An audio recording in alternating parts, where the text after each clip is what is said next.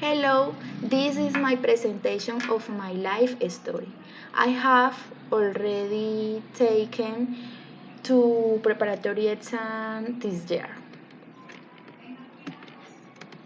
I have just started radiation protection course. I have 3 dots so far. I have already bought a lot of makeup.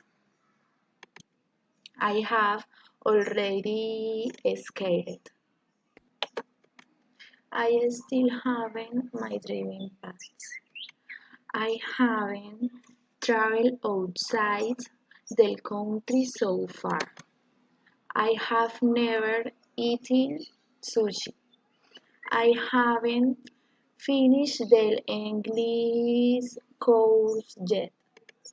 I still haven't finished paying of my cell phone.